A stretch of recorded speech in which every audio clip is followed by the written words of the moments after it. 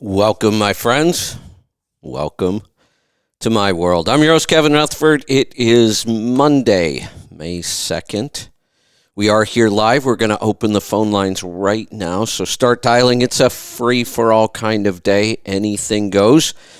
If you have a question, a comment, a topic, anything you want to talk about, pick up the phone and join right now. The number, 855-950-3835.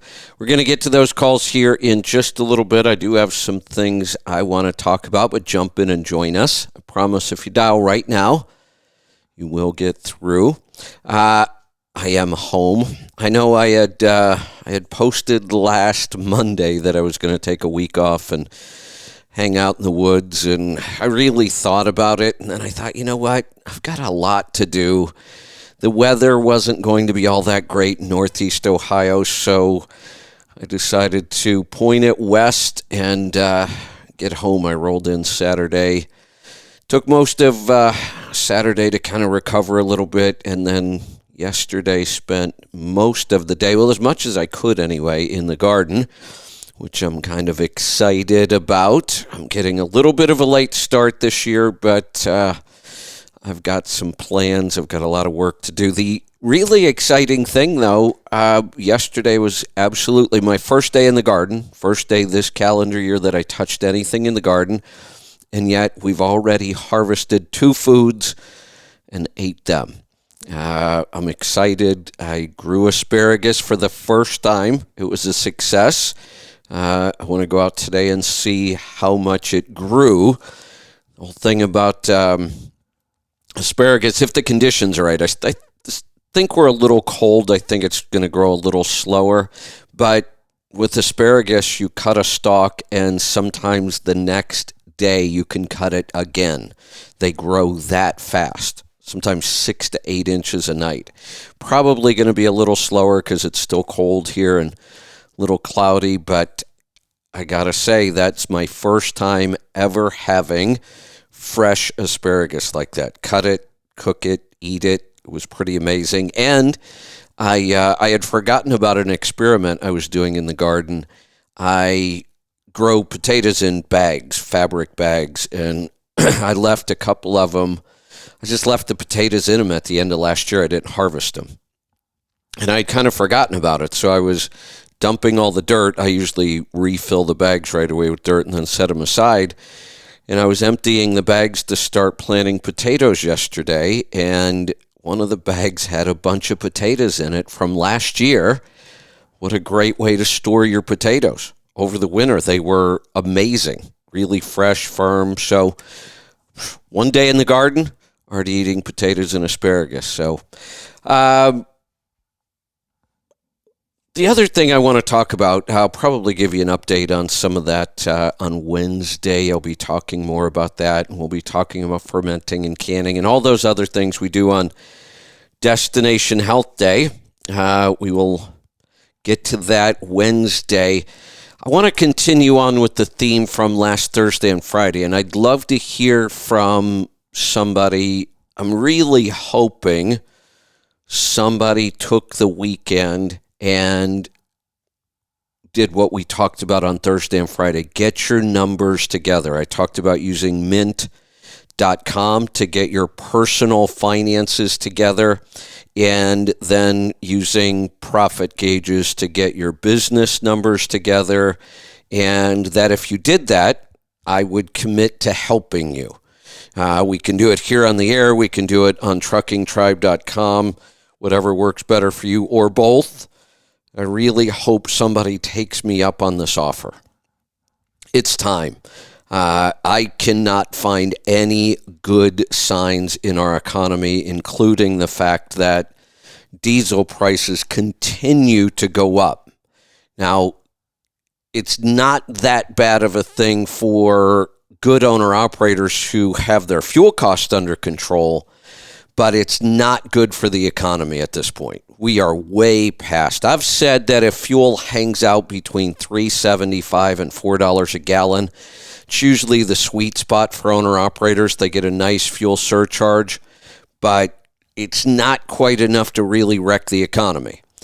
The problem we're seeing now is diesel prices around the world are continuing to climb. I keep listening to the news and they talk about gas prices and how it's hurting the consumer.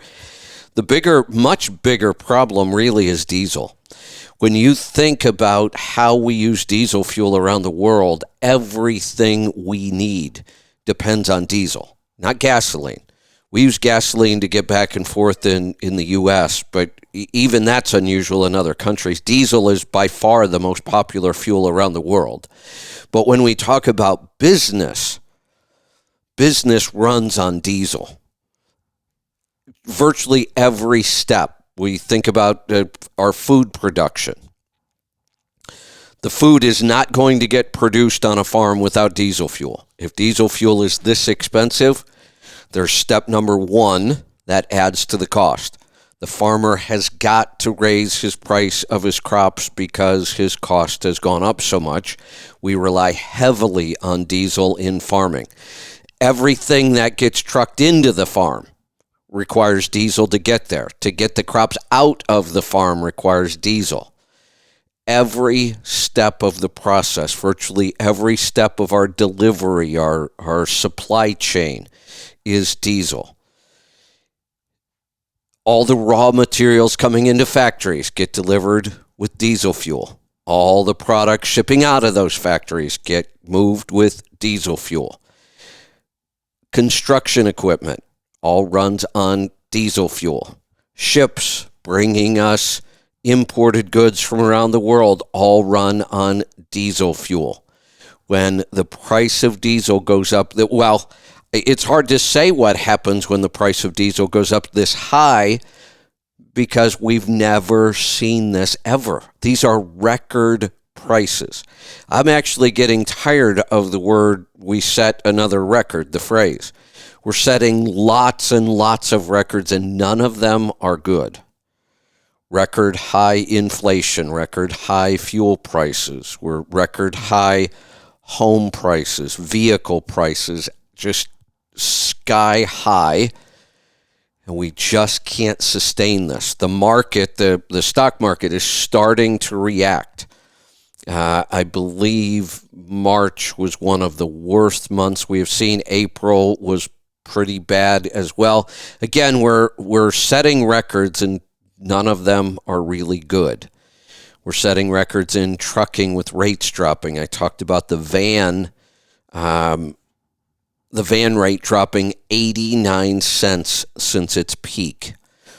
You know, I've mentioned that this is going to be hard on people because they've never seen conditions like this. But I was only going back to 08, 09, saying if you got into the industry after 08, you really don't know what a major long-term weak market in trucking looks like.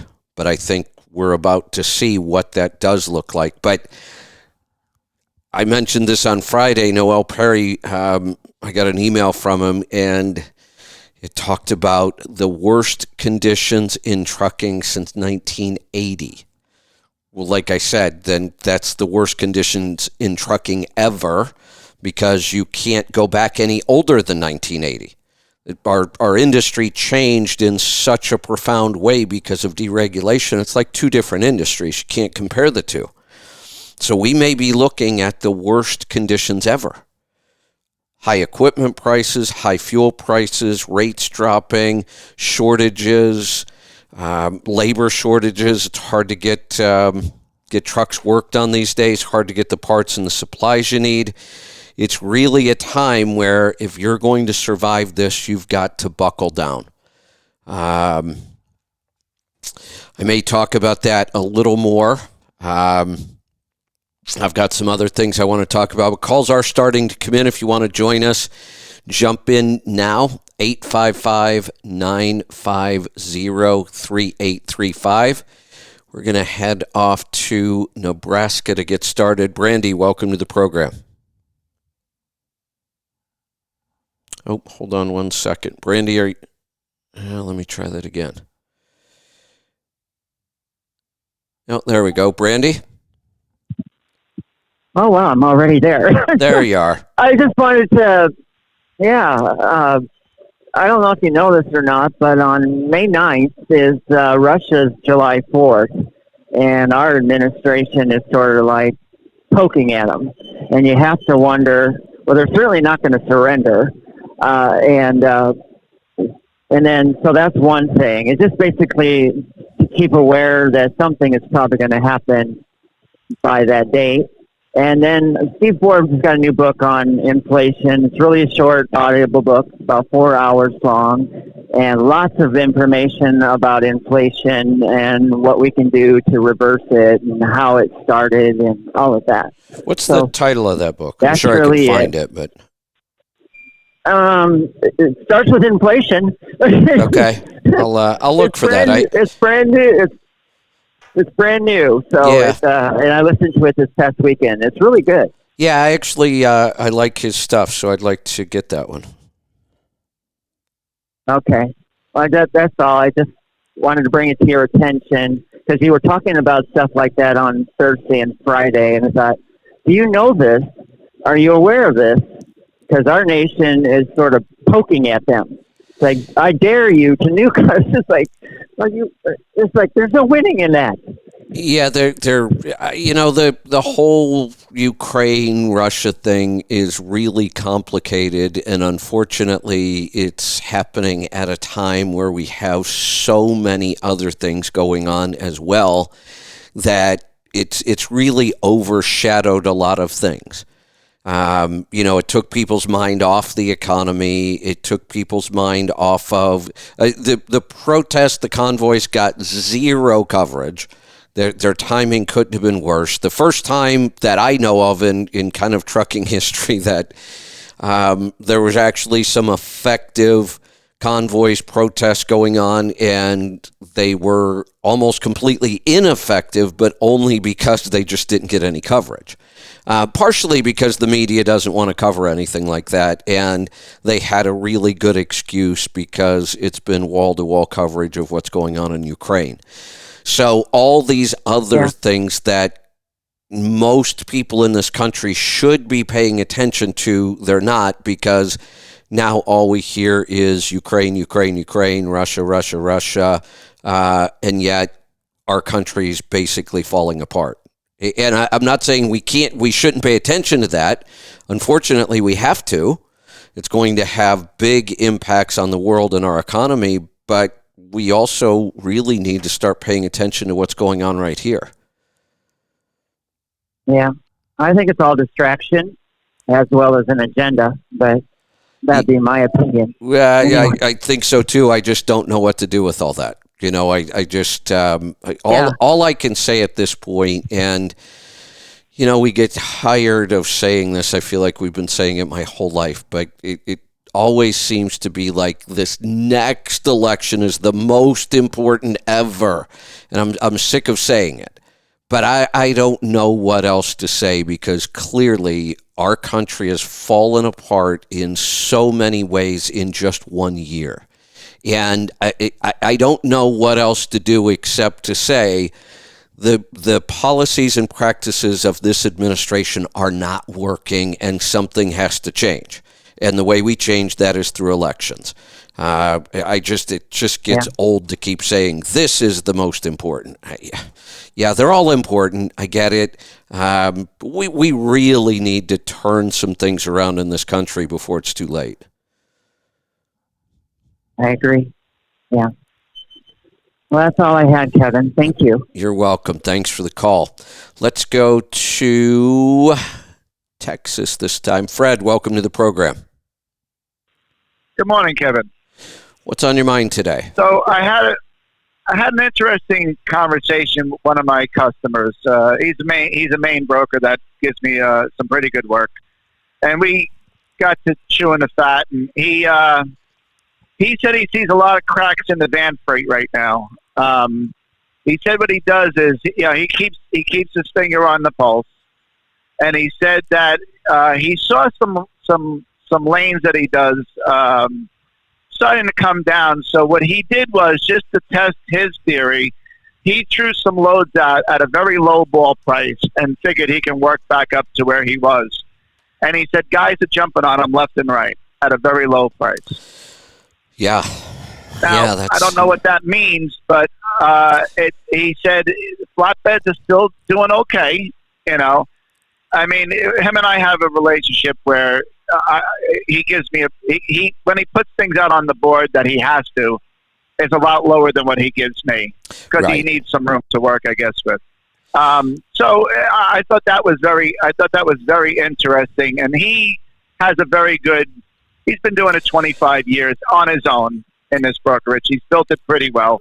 He has some really good clientele and some work, I guess all over, but he has some pretty good customers, the ones I deal with through him. You know, let me explain a little bit of why that happens like this. And we know that, on average, van rates are down 89 cents from the peak. That was last week. This could change every day. Right. So I'm trying to stay on top of it as well.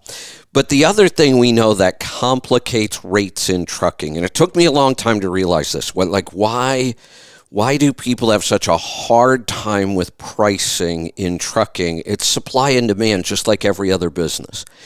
The problem is, and now I get it, it is far more complicated in trucking because the supply part of this is always moving. So it's never there. In most other industries, the supply and demand certainly changes, and that can change pricing. It doesn't seem to change nearly as much in most industries as it does in trucking. But you can also, it's much, much easier to match the supply to the demand in any other industry. The problem for us is our supply. The trucks, the trailers, the drivers are constantly on the move. And you can end up with far too many of them on the West Coast at some point and not enough on, other places. And it's complicated. And the other thing that happens, because most, and I will say most, by far, owner-operators and drivers don't understand this. They don't stay on top of it, that when rates start going down and they hear that, maybe a lot of these trucks were in an area where you just could not get any freight. It's starting to dry up. Prices are going down. But what happens is the very next day, that same owner-operator could be in a strong market, and he doesn't know it. In his mind, rates are going down. He almost couldn't get loaded last time. I better grab whatever I can and just keep moving. This is why we talk all the time about know your numbers, build relationships. Like you're talking to the broker and you get this because you're seeing it. You're talking about it. You're asking about it. You understand that just because rates have gone down in one place doesn't mean that they're weak everywhere. Right. Well, this is a lane he runs. He has steady freight in, and that's what kind of drove me to the conversation. I called you this morning with your open.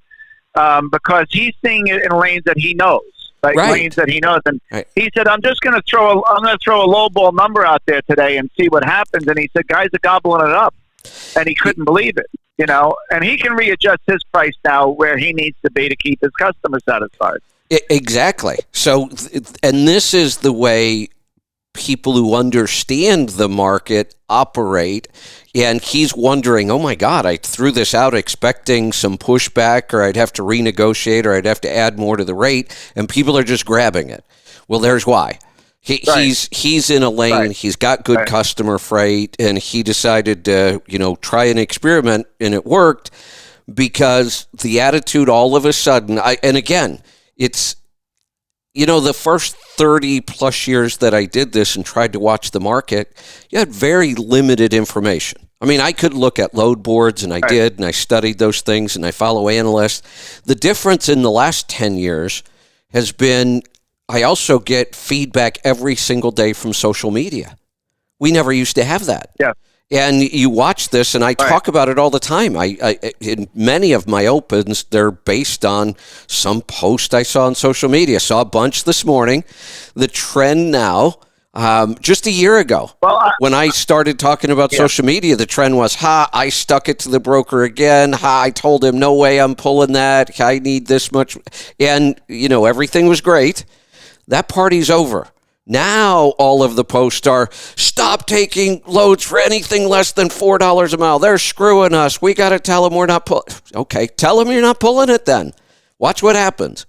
Yeah, I'm off social media completely except for, the 2 tribe sites. But I got a friend who I'm trying to talk into waiting. He's looking for a truck right now and trying to become an owner-operator. I'm telling him wait. Wait. He's starting to see the trucks he was looking at are starting to come down now. And I said, listen, this is going to be a bloodbath, unfortunately, for some people. I says, wait at least a year before you do anything. And he has a very good company job. And I said, I don't know why you want to leave that. Not now. It's a demanding place, and I get his reasoning. And he always wanted his own thing, but I try to talk. I tell him, listen, just sit back and listen to me. I've been doing this a long time. I'm trying to help you. And he kind of is, so which is a good thing. Well, you've listened to the show for a long time.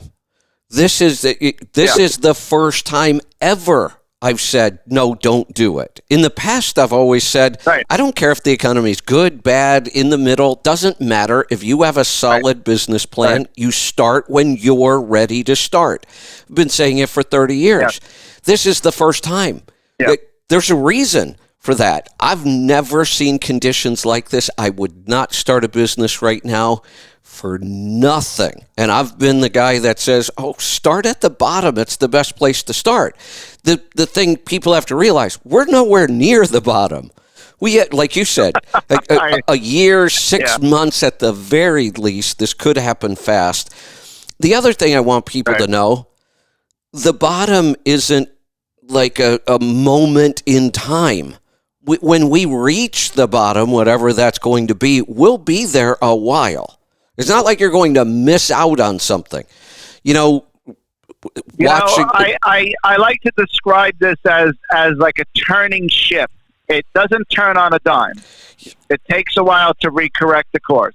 Yes, and we'll have plenty of information to show. Rates are still going down. The economy's slowing down. There's not, I need to go look up the number. We used to get it reported to us every Monday. It'd be interesting to know what the number of loads on the load boards are these days. The average used to be between 300,000 and 400,000 loads a day, and at the peak we were talking about 1.3 million loads a day, and it lasted a while. I'm sure that number's on its way down. When we get back to that 300,000 or 400,000, let's hope that's the bottom. I agree with you, and I hope that goes well. If we have a minute, I'd like to switch gears a second. Sure. The weekend, I don't know if I taped it or what it was, but it was this woman. She's a liberal, and she was talking to a host. Her name is Naomi Wolf, and she's been a very big voice in the Democrat Party. I think she used to work with the Clinton campaign and stuff like that. And she is appalled by what's happening with her party. And she was talking about language, how it used to be it was true or untrue. And now the truth is completely gone out of the conversation. And that's where this disinformation or misinformation has come from. And she's really trying to rip the word out on how the subjection of words and the subversion of words have really changed her party to where she doesn't recognize it anymore. I'm almost shocked when I read the first headline about the whole, disinformation governance board. I thought that it had to be something from the Babylon Bee, but then I remembered, no, the Babylon Bee's already been censored. They've been kicked off of Twitter already, and then it dawned on me, this is insane that we're even talking about this. I heard something else. So there's a big uproar on the right media that the woman who's in charge of this has been spewing this falsities for years. Okay, and she was a YouTube star or something like that. I'm not even sure, but anyway, apparently, everyone thinks this is a direct rebuttal from the government to Elon Musk. I heard something over the weekend, I guess it was, that she's actually been in this position for quite some time. This has been already starting a while back here, and it's just come to light just recently. I think so. It's the information's kind of been dribbling out, and the White House and Peppermint Patty, Jen Psaki, she made this huge point every time somebody questioned her about this. She said, "Well, this isn't new. This started under the Trump administration." Talk about disinformation. Come on, stop taking that kind of stuff out of context. There was an organization set up under the Trump administration to specifically target information coming from other countries trying to subvert our social media channels. They targeted other countries that were trying to spread this. That's what our government is supposed to do. Protect us from other countries that want to do harm to us with things like that. But this whole idea, when I first heard this term, free speech absolutist, well, what does that mean? Of course we're a free speech absolutist. Free speech is absolute. That's the whole point. Yeah. Right. Yeah, it's the left really understands language. I think we've had this conversation before. And they really know how to manipulate language. They do, and honestly, if you don't like what I say, I'm a racist. Yeah, and they try to shut you down. And for some reason, and I don't understand, but conservatives and libertarians, I don't know if we're too dumb to understand this. We keep allowing them to manipulate the language, and we don't even realize how powerful that is. Yeah, well, that was the conservatives' biggest mistake, is letting the liberals or the left have power over the education system. Yeah, it really is. Did themselves a disservice, because they were really always into trying to get cheap labor and screwing us out of our wages. Let's call it what it really is, though. You mean they have control over the indoctrination system? Yes, 100%. Yeah, we have no education anymore. Yeah. There's a new book out by Douglas Murray, who's a British author, and it's The War on the West. I'm gonna download it, because I think the guy really has a handle on the current climate. And he loves this country, and he's not even a citizen. But he loves the whole American experiment. It seems like, and I guess it's human nature again. It seems like the more recently you or your family immigrated here, the more patriotic you are. It seems like it's the people who have been in this country, their family's been here too long, they forgot how good we really have it. And that only comes down to one thing. It comes down to the fact that we were the most free country in the world. Forget everything else. Well, that's what made us great.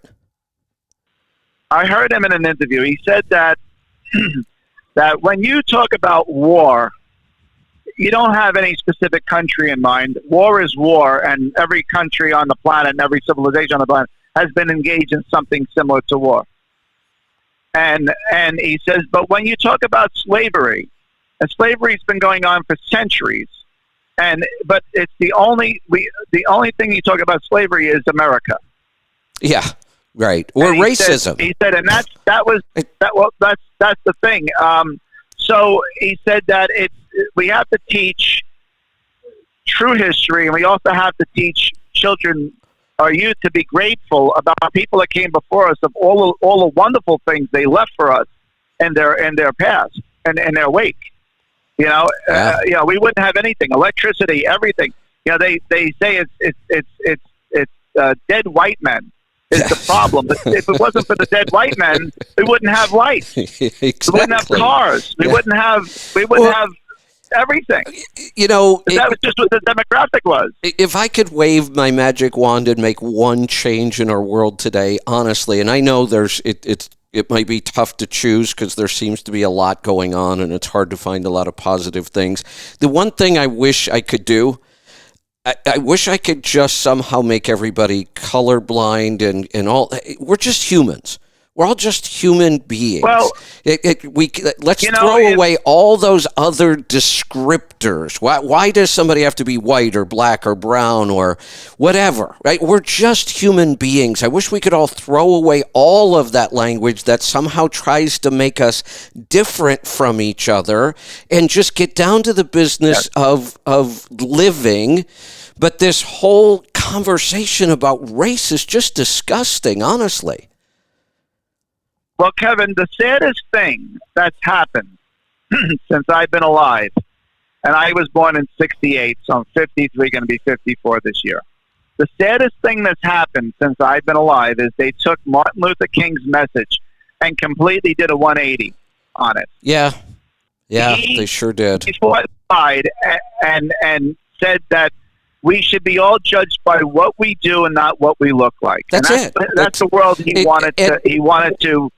And if people just took that message, no matter what background you come from, and just live by that message, it would be a better world. A better country, definitely, but a better world. And let's just add a couple more things while we're at it, since we get to wave our magic wand. You shouldn't be judged on what you look like. You shouldn't be judged on who you hang out with or sleep with.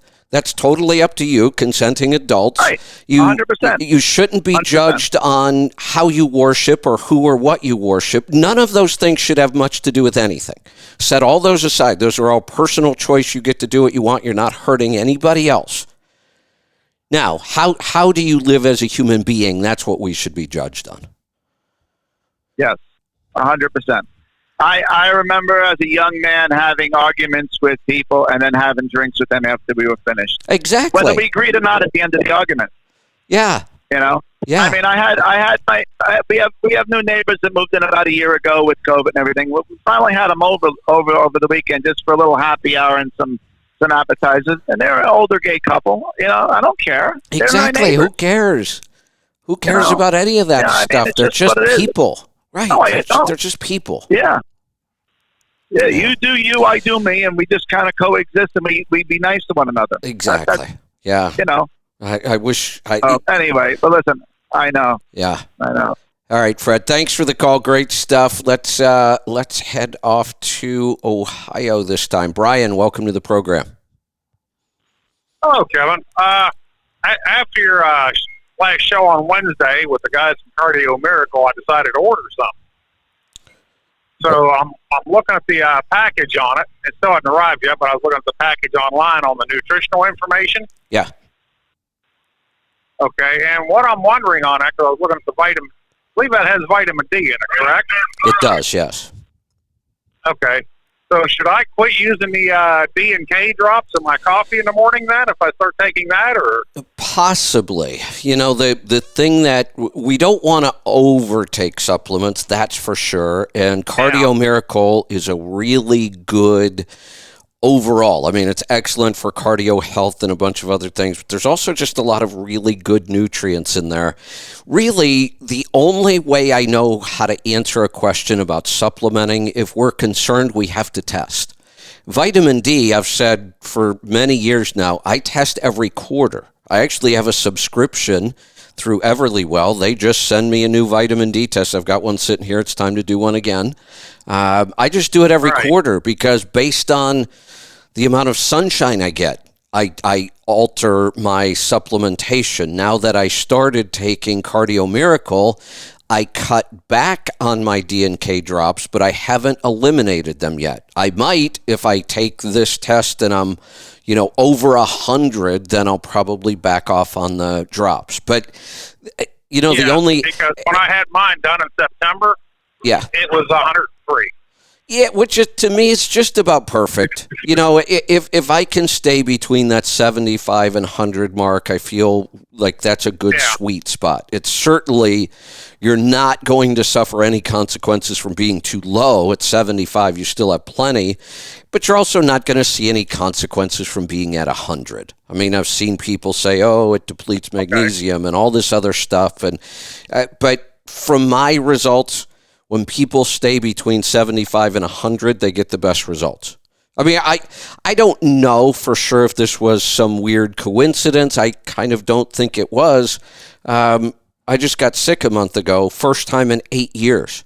But it's also after 30 days where I stopped my vitamin D supplementation. I was just experimenting with things. I'm wondering about the vitamin D and the Cardio Miracle. You know, you said, vitamin D is a fat-soluble vitamin, and, it was already emulsified in fat with the drops. Correct, so which is something I'd like.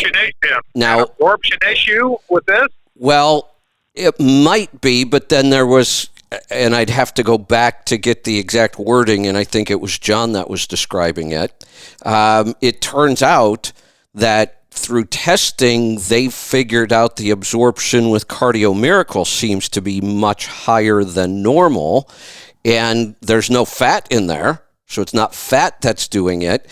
He talked about a bunch of other, in nutrition, what we call cofactors. So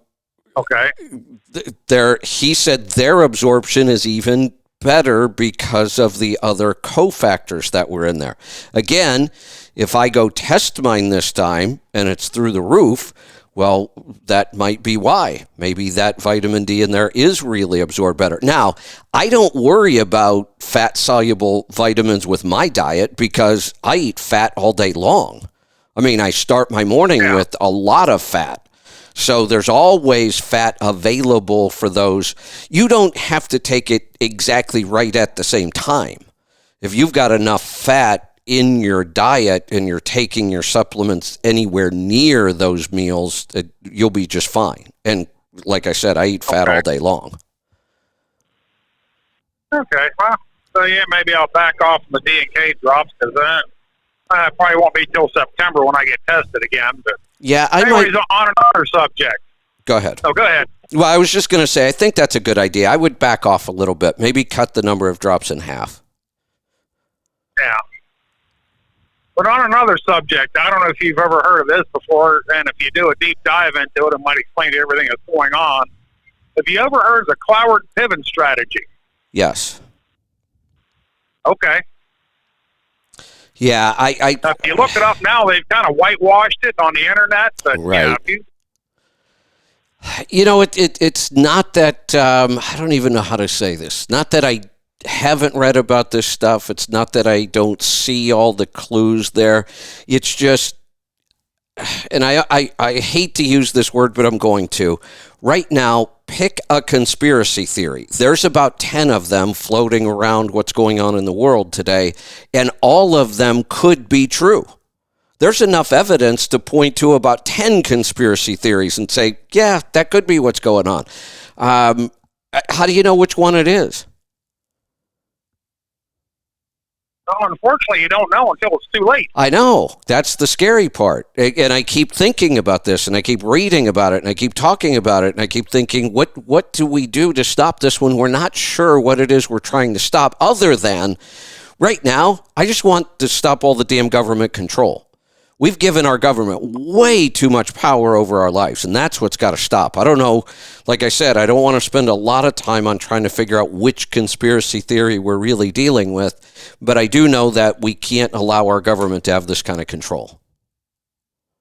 I know, because you keep asking, you wonder what's going on with this stuff, and that's the only thing I keep coming up with. Well, like I said, it's not. Cloward-Piven strategy. I can agree with you that could be what's going on, but I can come up with other things. There are other explanations that make just about as much sense, so it's really hard to figure out which one it really is.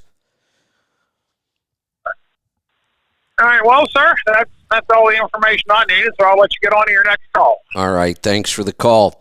Let's head off this time to Texas. Greg, welcome to the program. Hey, thanks for taking my call, Kevin. What's on your mind Had, today?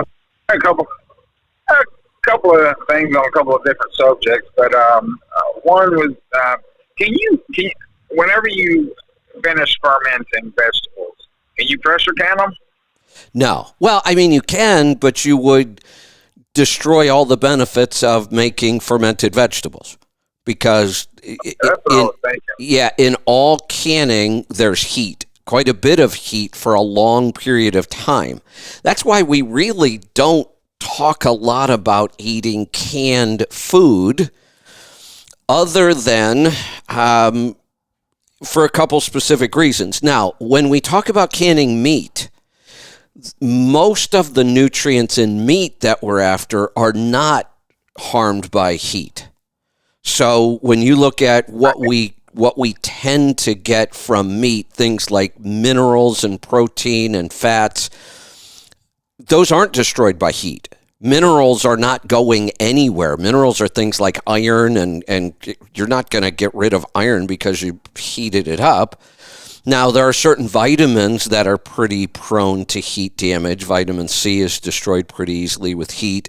But probiotics, which is the biggest reason for fermenting food, they're very susceptible to even low amounts of heat.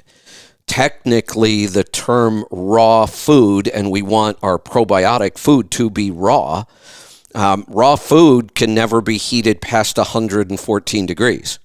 Because at 114 degrees, you start killing bacteria. Now, you may not wipe it all out. There might be some strains that can survive higher temperatures, but 114 is like the bottom. When you surpass 114, you are now potentially destroying bacteria.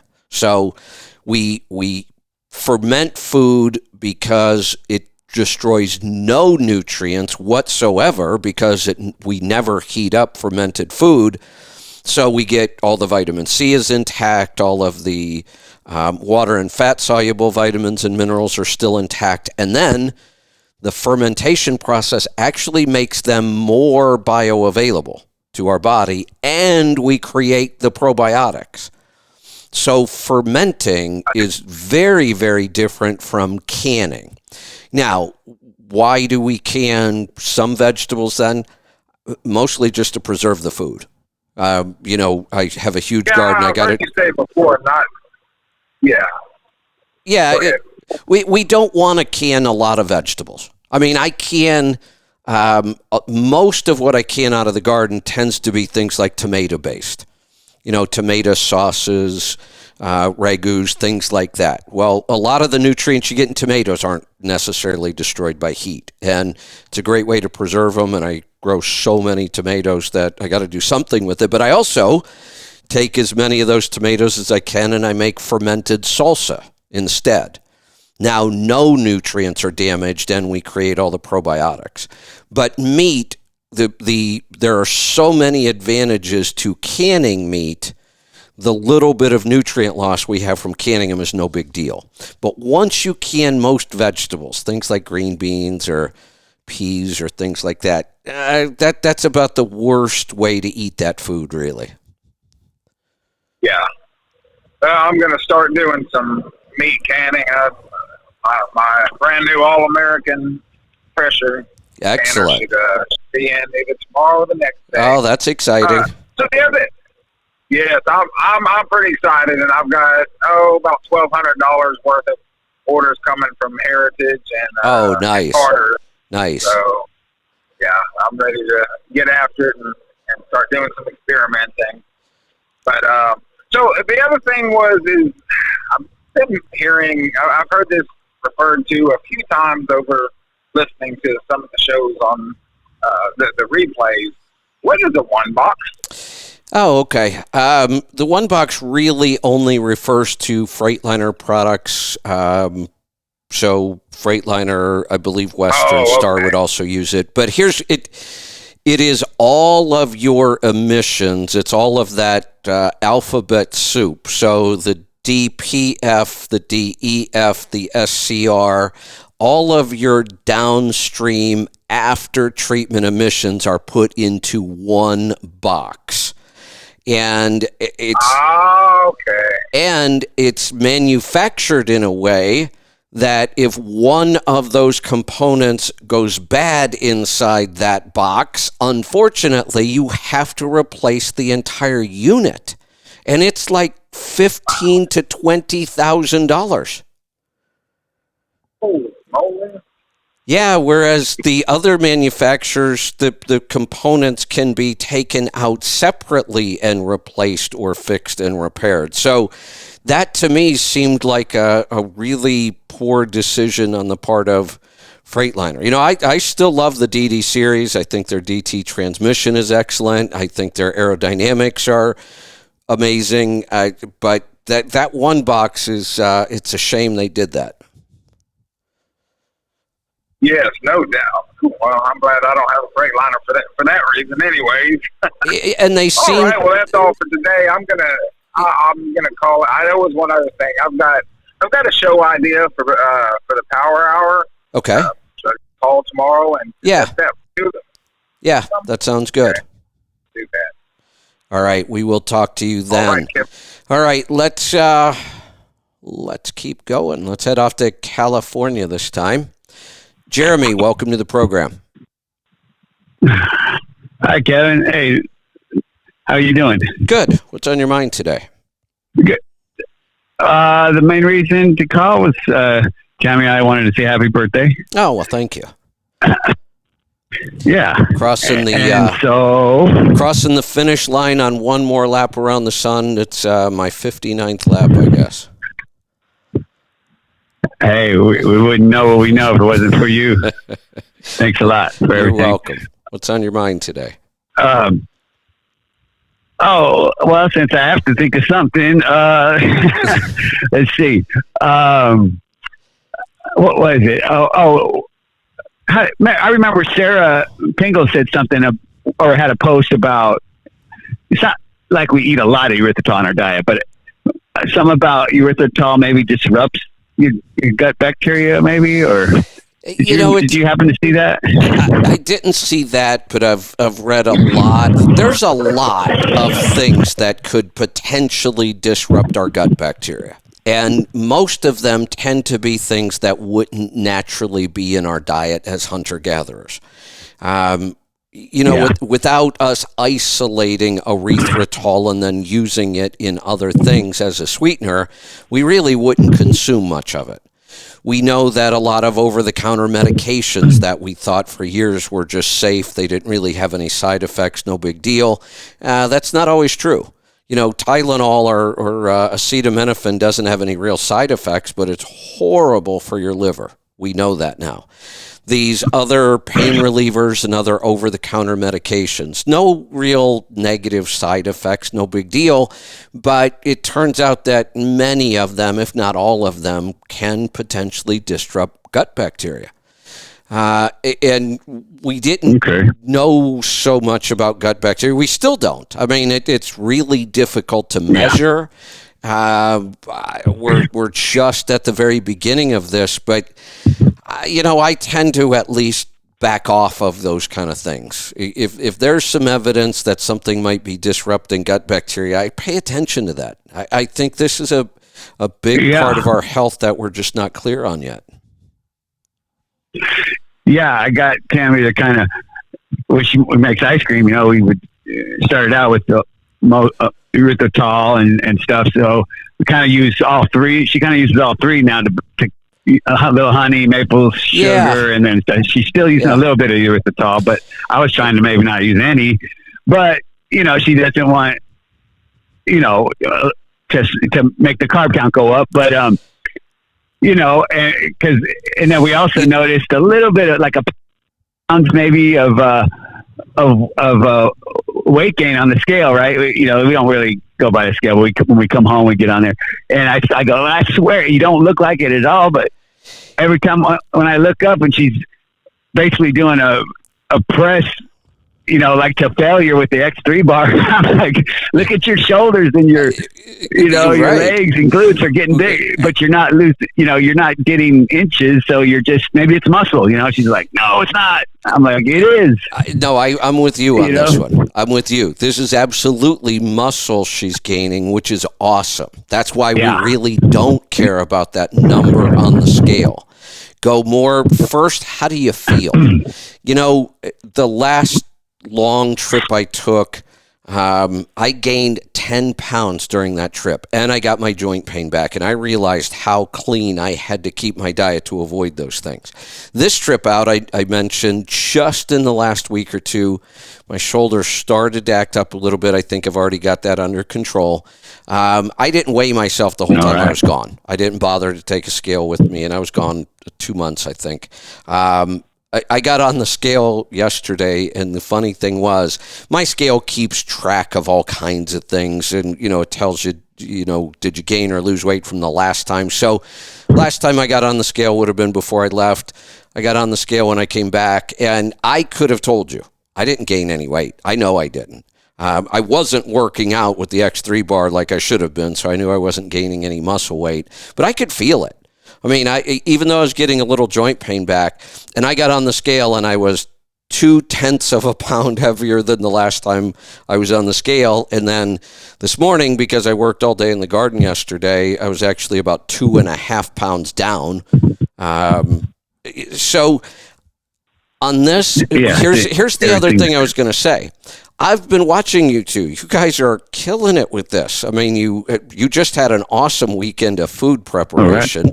Right. I watch what you guys make and eat, and I would honestly rather see you put more natural sweeteners into things like ice cream. Use more honey, use more maple syrup. I don't think weight gain is a big issue for you guys. I don't think some extra carbs is that big of a deal. With real sweeteners, honey, maple syrup, maple sugar, coconut sugar, you're actually getting minerals and they're real food. I think I'd rather see that than take the chance with the erythritol. Now, for somebody who has blood sugar issues and, they're trying everything they can to cut down on sweets and that kind of thing, absolutely use it. You guys did for a while. I don't think you need it anymore, and I'm not sure that I would use it. Okay, great. Thanks for that. And we made that the L-Gacerai, L-Gacerai this time, and it's super thick. It's really, really good. So yeah, it is. Maybe. And I probably consume sometimes here and there too much fat, but I'm not trying to be some, ab showing bodybuilder person. So, but I probably eat too much just because it tastes good. But I don't know. We'll see. The thing that I find, honestly, is that there is never a time where I gain weight because I eat too much fat. It's almost like the more fat I eat, the more fat I lose. I get leaner and leaner when I eat more fat.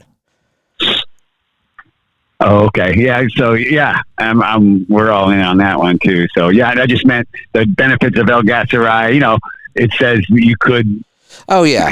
Lose some waistline maybe or something. I don't know. Yeah. Well, that's the results they seem to get. Yeah. Yeah. So. We'll see, but good, thick, creamy one, though. I like that one. Yeah, it is. All right. Sounds good. Keep it up. I've been, like I say, I've been following you guys. I love all your food prep stuff. Let's go to Tennessee this time. Stephen, welcome to the program. Hey, Kevin. Hey, first I want to say I love your new app. It's working great. I love the program, the way you've got it set up now. Everything's getting better than what it was before, that's for sure. But this weekend, I had the opportunity. A lady called me, and from a bank. She runs a bank, and she just wanted to get my opinion. A buddy of mine referred her to me because he knows I'm an owner-operator and been doing it a couple of years. So she has been getting a lot of people calling about Class 8 truck financing. They don't have a program for that. She is thinking about starting a program for Class 8 financing in this little local bank. And I told her, in my opinion, it's the absolute wrong time to Good start for a you. program for Class A Good. financing. I said, if there was ever a chance, ever a time, this is not it, because trucks are selling for far more than they should be, new and used, in my opinion, anyways. And then we went over some of the old stuff. I said, look, if you're going to do this, if you're going to start doing financing for Class A trucks, you got to make sure that owner, the one that's applying, has a good profit and loss, has a good idea where the business is still going to go. I said, but we're in times that we've never seen. So how can anybody have a real feeling about where their business is going to go unless they have long-term contracts? Your advice couldn't have been more spot on. I hope she listens to you. I'll even go one step further. Had you called me right at the very peak of excellent rates and low fuel prices, I would have said, if you plan on getting into this business, you better be really, really careful, and don't think you can just dip your toe into the water and write a couple truck loans now and then. Banks don't do that for a reason. That's why we have finance companies that specialize in trucks and equipment. This is one of the riskiest places you could loan people money. All business loans are risky. So we know that. Business is up, it's down. You can take people who are really good at managing their personal finances and they fail miserably at business. So there's a whole new level of risk in business financing of any kind. But now I don't think she's thinking about this, because I don't think she really understands the industry. People in finance refer to this as rolling stock. If I finance your kitchen setup for a new restaurant or a deli or whatever, ovens and all that stuff, if you don't pay me, I know where that stuff is and I can come get it. Try doing that with a truck. Owner-operators will keep that thing running for 4 or 5 or 6 months without making payments, and the finance companies have a very, very hard time finding it to repossess it. And then by the time they do get it back, it is trashed and it's not worth anything anymore. She should stay away from truck financing. For a small local bank, it's really... It's not worth it. And you're right. This would be the absolute worst time to think about it. And I told her, I said, these are the most depreciation items anybody could ever buy. Right. We buy them and instantly our job is to rack up the miles on them. That's what we do. Yes. So they're just depreciating, So then I told her, about the crazy thing right now is stuff is selling for more than what people bought. And this is what I really called for you to tell you about, because she's like, well, we totally get that, because we repoed a car recently because of non-payment. She goes, we then went and sold the car, got $10,000 more than what was sold on the car. They then... Go ahead. The bank had to send the customer a $10,000 check. Could you imagine letting your car go back to the bank and by surprise you get a check for $10,000 because they sold it for more than what you even owed on it? I hadn't even ever thought about that. Is that the way the contracts are written? Because that would have to be in the contract somewhere that's a I didn't realize they would have to send you that extra money. Yes, she claimed that she had to send the money back to the customer, or but send the money to the customer because they got more than what was owed on it. See, that must be... I need to look at a finance contract and see if you can find that in the wording, because here's the way I would understand this legally. Legally, when you take out a loan, you owe them that money back. If you fail to pay them that money back, you forfeit your collateral. I never realized that, and I'm sure, again, every contract could be written differently, but I'm surprised that they write the contract in a way that says if they get more, they have to then pass it on to the customer. And I'm not saying it's wrong or right, or it doesn't matter whether it's right or wrong. It's just legally, I didn't realize that would happen. That's kind of interesting. But now that they would even leave a door open. Yeah, exactly. That's what I mean. I don't know why they would write a contract like. It's not like anybody would care. The average consumer never reads these contracts anyway. So I'm surprised that it's written that way. But here's why I was I interrupted you there. I had a moment of clarity. So this bank now just sees that, oh, look, we financed this equipment. We were totally protected. We didn't lose a penny on this, even though we had to repossess it. Normally, when a bank has to repossess something, they lose a ton. So then somebody's light bulb went off and said, oh, why don't we finance trucks then if that's this easy? Yeah, this party isn't going to last that long. So they would be insane to try financing commercial vehicles at this point. Yeah, and I told her, 6 months this stuff has to be going back down. Where it ends, who knows where it ends, but there's no reason this stuff to be selling where it is. So, I don't know. I hope they don't dabble in it. Yeah, that they will. They'll end up losing a bunch of money before they figure out this was a really bad idea. Yep. So interesting, but yeah, that's what I got for today. All right. Thanks for the call. Good stuff. Let's go to... We're going to head off to Michigan this time. Jeff, welcome to the program. Hey, Kevin. Nice to talk to you. Say, I got a dilemma that I want you to help me through here. Okay. So 4 weeks ago, I had a Classic 2000. Went out to go to work. The circuits burnt up. Oh. Anyway, the inside was burnt. It's totaled. Oh, totaled anyway. That's awful.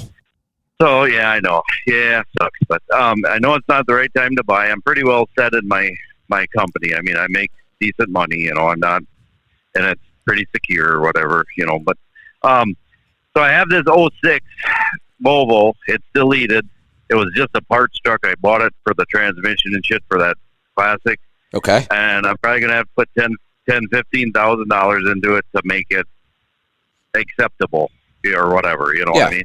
Yeah. So I'm going around and around about buying a new truck, which I'm not afraid to buy a new truck. I'm trying to buy a new Volvo and spec it like you guys talk about. But the odds of me getting a new truck even for next year seem pretty slim. I just talked to the Volvo dealer on Friday. I mean, the big companies are getting their orders hacked in half even,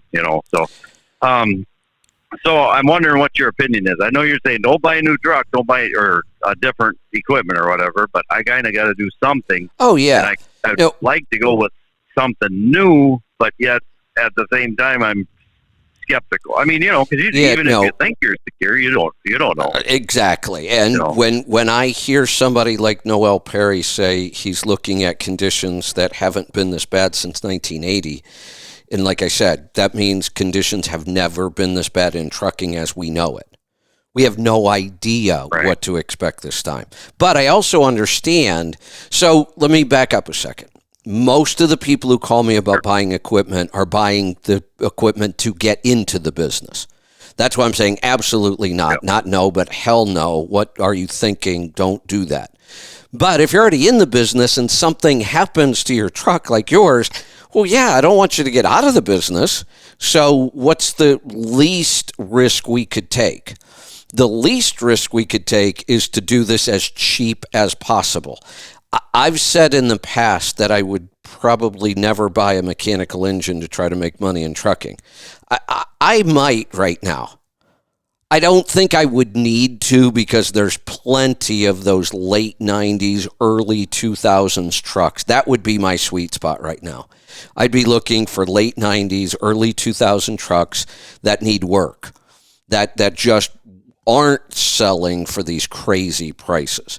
Now, you mentioned you already have a truck that you could put 10 or 15,000 into. 10 or 15,000 in today's world is nothing. Honestly, if you can put a truck on the road to make money with and keep doing what you're doing for 10 or 15,000, I would do that in a heartbeat. You can just ride it out, and then when absolutely. I think that towards the end of the year, there'll probably be a lot of deals That's No. what I'm. Not kinda only, thinking, I you know, agree with you. Not only will there be a lot of deals, there will be a lot of slots open for orders. Orders will get canceled. Lots and lots of orders are going to get canceled. And those slots will open up. So if you want to go build a new one, in 6 months to a year, you'll be able to at a reasonable price. Or Right. the beauty of Volvo is that they've been promoting these good specs for a while now. So, we used to talk about, for example, if I wanted to spec a 99 truck with a, pre-emission engine and we wanted it, with direct drive and finding that truck on the used market was next to impossible. Nobody spec'd them like that, so you had to go do that yourself. But these specs we talk about on Volvos now are starting to become just their standard specs. They're not that unusual. So when this market crashes, and it will, you may be able to pick up a really, really low mileage used truck spec'd really well at a great price. Right. I think that, and I have a Ken. I think that's the way I should go. I went and looked at a Kenworth 990 on Friday, which has a Packard and an 18-speed, and just love it, but it's overpriced $225,000. That's I insane. Thought about buying that, but I think I would lose so much money when here's turned down. You will, and here's the other thing we need to think about. If the price is $220, you're paying way too much on the price, and the minute you sign that paper, you can never get that money back. It's just gone. It was an overpriced, and you can't get it back. But it also means, unless you're rolling in cash and you can just write a check for this thing, it also means your finance cost is going to go way up, and your insurance cost is going to go up because insurance is based on purchase price. So you have three expenses all too high to buy this truck. It's a horrible idea. No, I'm glad you just said that. I shouldn't have went and looked at it. It was a nice truck.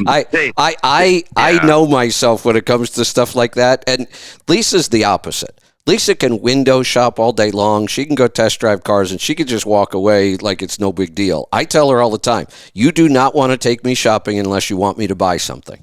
Because if I go look, I buy things. So I just know that I have to stay away from those kind of temptations. Right. Well, right, and I knew that going into that Packard compared to a Volvo, I mean, you're talking at least $10,000 a year extra fuel. I mean, I would say, Yeah, we just don't know that engine well enough yet. I'd like to get there. I know John Walco's working on getting us some resources so we can learn that engine better, but we're just not there yet. Right. Hey, also, Kevin, I want to mention, so with that truck fire or whatever, so 2 months ago or something, you mentioned, I think it was you, make sure you go through your values through your insurance company, or maybe I read it somewhere. Yeah. I meant to do it. I did not do it. I meant to do it, and I got screwed on it. So everybody, make sure you do. I only had $20,000 on it, and the fair market value was like 31 or something. So I lost out on 11,000 because of the deal. It sucks. It sucks that they screw us both directions with this. If in a traditional market, they charge you for a certain value, like you said, $20,000. That's what they base your premium on. But then when it comes time to pay the claim, if the real market value of your vehicle is only 15, you only get 15. Well, wait a minute. I was paying for 20. Well, no, but we have to pay out based on the value. Well, that should work that way this time now.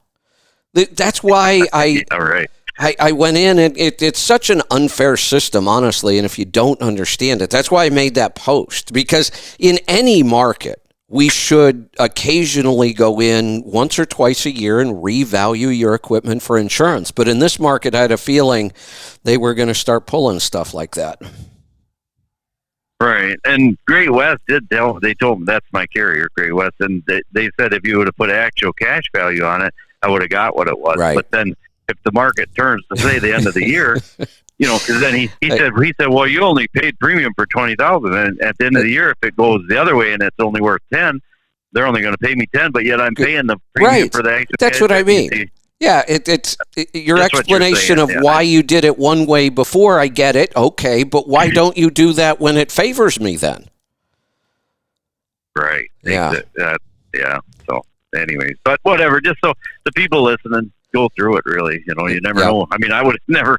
I parked my truck Thursday night and Friday morning. I went to open the door and the freaking thing was filled with smoke. Well, that's how this stuff happens. You know, that's why we have insurance, because you can't predict these kind of things. Yep, that's right. So, okay. Well, hey, thanks for the advice. You're Yep, I welcome. appreciate it. Thanks for the call. Let's head off to Iowa. John, welcome to the program. Hey, Kevin. Happy birthday. Thank you. What's on your mind today? Be easy to remember now that it's the day before my daughter's. Oh, there you go. Yeah. She'll be 18 and hopefully out of the house, but won't be. Yeah. There you go. Hey, I just wanted to. I'm part of the beta testing for the app, and Android sounding good today, working good. Not really seeing a lot of issues in myself. Excellent. I want to throw out there to the other members of the group. Get in there and let us know what's going on. It just seems like there's a couple of us that are chattering a lot about what we're finding or what we would like to see, but it seems like it's just a few people. And there's, 25 or 30 in there, and there's very minimal activity. You know, what Aaron and Jack know what's going on. What are you guys seeing on your end? So we can have this out for everybody, and it's going to be phenomenal, because I like it. I like how it's working. There's just little things that Aaron said. He keeps responding to messages that, yep, we're working on this, we're working on that. And he just posted up today, you know, what do you want to see for this feature? What do you want to see for that feature? Get in there, everybody. Just get in there and tell us what we're seeing. Yeah, there's. You know, the Android came out on Friday, and there was somebody that didn't even know it was out. Yeah, I'm glad you brought this up, and I appreciate it, because we do want that feedback and help. And there's actually, the first thing we want people to do is try to break it. You know, try to tell us what doesn't work right, because when we put out an on the app, Android side, I haven't seen anything yet. Excellent. I mean, that's good. That's what we hope for. But we want to catch those kind of things before we release it out into the wild for everybody. So, yeah, absolutely. So number one, we want feedback on is something broken, or can you break it? Can it? But then, because we want to make sure that when we put it out, whatever features are there work correctly, they're easy to understand, you can't really get confused. That's what we're shooting for. But we've already had one piece of feedback that goes beyond that. So if you can't break it and everything seems to be working good for you, is there some other feature you'd like to see? Give us that feedback. Yep, and absolutely. one of them that we got that I don't know why we didn't think of this, because our mind's in 10 other directions. Somebody said, well, would it be possible for your app to store our other podcasts that we listen to? Yeah, actually, it is possible. And it might be a really, really good idea for us to put that feature in there. So we're exploring that now, but that came from feedback from one of the beta testers. I didn't see that post myself, but I didn't know if there would be like problems with copyright issues or something like that. Well, that's what we're exploring, but I do know that there are dozens of podcast apps out there that let me subscribe to any podcast I want. It is at an agreement that they have, you know, which would be great if I could get a couple other podcasts and just run yours, but I run basically Spotify and you guys, and I get everything I want.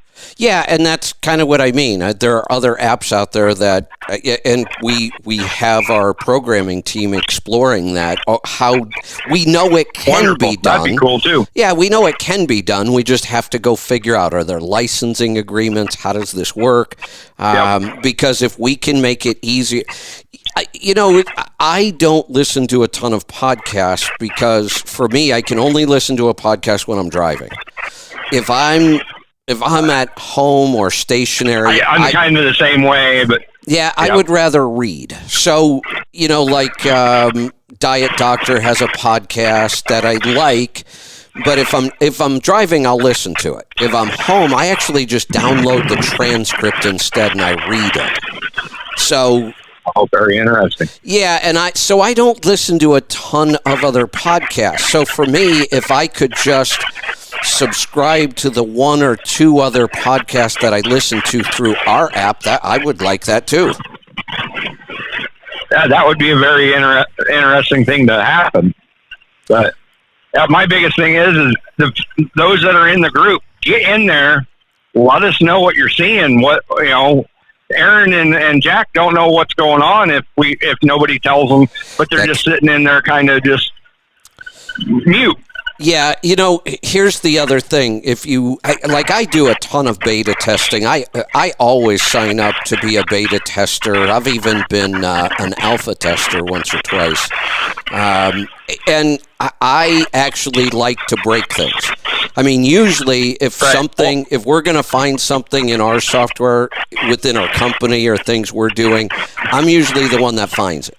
Because my method... Yeah, I was all excited when it came out for that. I was like, all right, I can break it. Exactly. My method of learning how to use software is I click on everything.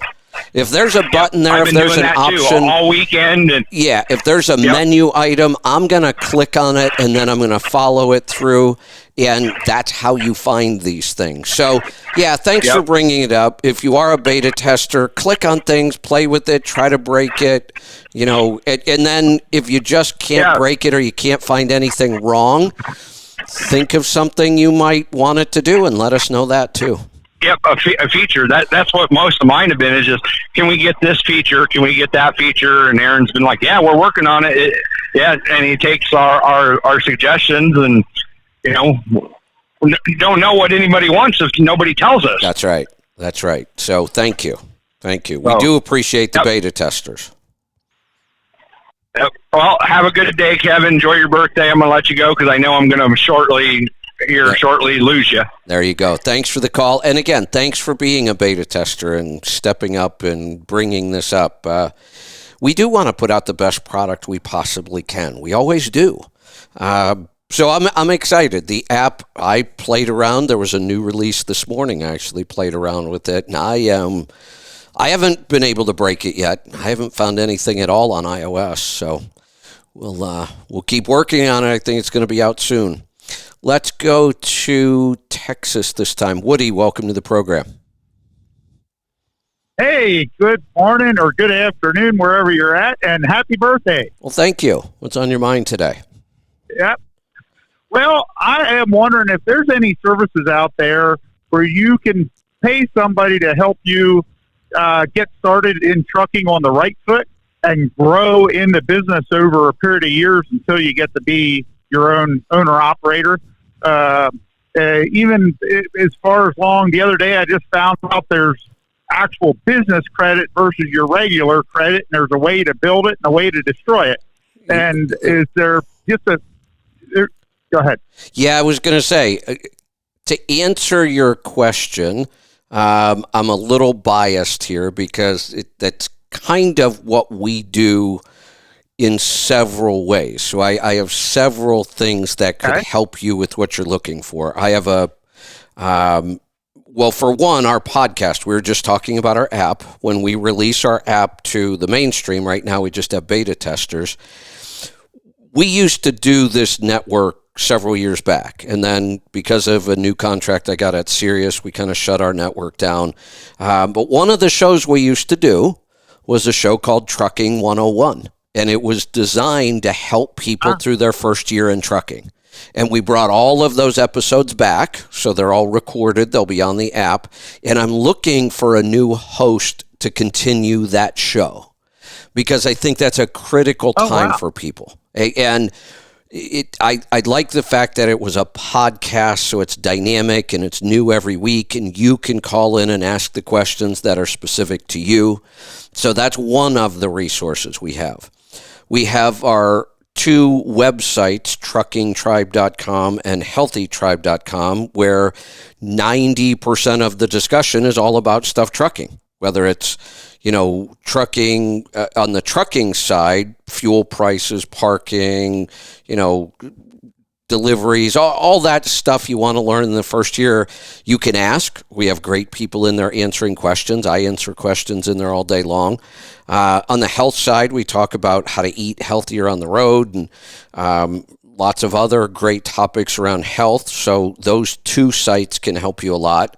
And then I have a book I wrote that we turned into an online course all about buying your first truck and becoming an owner-operator. Every single step of the process, there's checklists, there's all kinds of things in there. And occasionally, I will take that course and I will teach it live over, I think we do it over like 14 weeks, if I remember right. When we hit the bottom of this market, which I expect to be in 6 months to a year, I will probably open a live course up again and teach that. I really enjoy teaching that. Wow. Right now is not a great time because of the market, but I'm thinking in about 6 months, I'll probably run a live course on that again. So we have lots of resources here. That's awesome. Yeah. Yeah, I knew you guys had a lot, but I didn't know you had that kind of stuff going on there. Do you also deal with, like, if you ended up wanting to get your own authority and stuff, do you have that kind of information as well? We have a course that is about 90% done. Oh, wow. So, yeah, and again, we really kind of put it on the shelf because we had a lot of other stuff we were working on, and I just don't think the timing is right now to get your own authority. But I think 6 months to a year. I can agree with that. Yeah, when we hit the bottom, there will be time. So we have a lot of things. We're rebuilding our network. We're adding new shows all the time. We're working on our app. So some of our other projects, you got to prioritize sometimes. So we'll get those back, and sure, there will be a point where we'll get back heavy into the education side of this. That's awesome. Well, listen, I thank you very much for all that you do, and I hope everybody out there stays safe. You're welcome. Thanks for the call, and great to have you in the tribe. Hang out, and then the other resource you always have is call me anytime you want. That's what I'm here for. I'll help you with that every step of the way. All right, we're going to wrap this up today. We answered a bunch of calls. Tomorrow is the Power Hour, so we will see you then. Be safe, be profitable, be fit and healthy. Always do the hard work and master the journey.